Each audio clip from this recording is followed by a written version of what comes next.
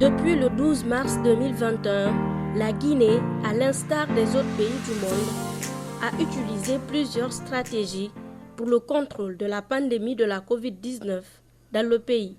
En appui à toutes ces stratégies qui ont permis une gestion exemplaire de la pandémie par la Guinée, l'introduction de la vaccination est perçue comme la stratégie de tous les espoirs, car considérée comme l'un des moyens les plus efficaces, sinon le plus efficace dans la lutte contre les épidémies.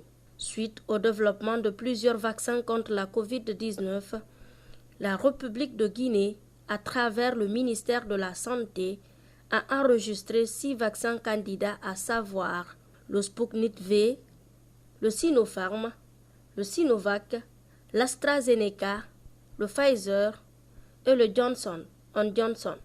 Le choix s'est fait à la suite d'analyses approfondies et de résultats prometteurs obtenus par ces vaccins.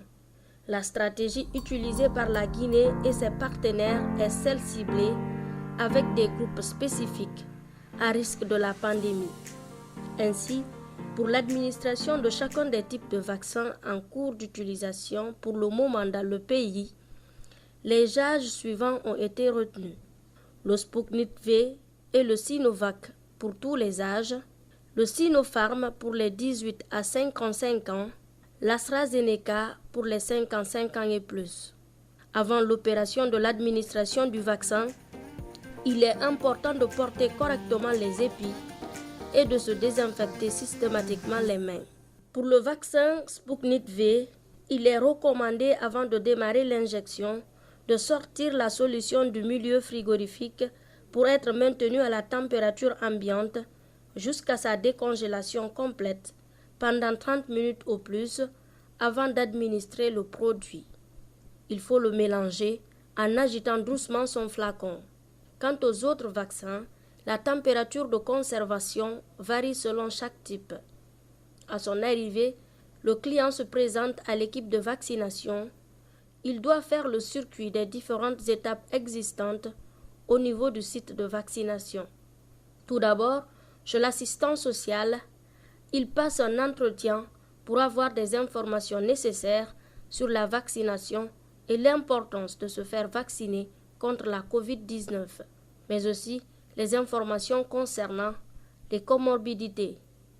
Puis, il communique ses coordonnées à l'agent de saisie des données qui les note dans le logiciel créé à cet effet et qui seront portés ensuite sur la carte de vaccination. L'adhésion du client à la vaccination est matérialisée par la signature de la fiche dite de consentement. Elle traduit l'acceptation de la vaccination quelle que soit l'issue de celle-ci. C'est après cette signature que la vaccination proprement dite commence. Ainsi, le contenu du flacon est chargé dans une seringue de 5 ml. Ensuite, le médecin charge de la seringue autobloquante de 5 ml. Le point d'injection est nettoyé avec du coton imbibé.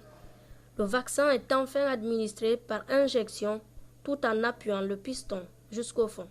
La seringue est rapidement retirée afin d'atténuer la douleur.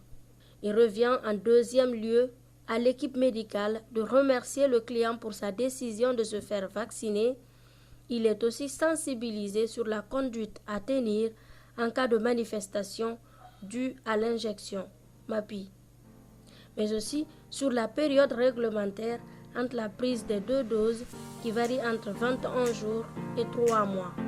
Avant de lui remettre sa carte, l'équipe médicale encourage le client à la poursuite des respects des mesures barrières en attendant la date de la prise de la deuxième dose.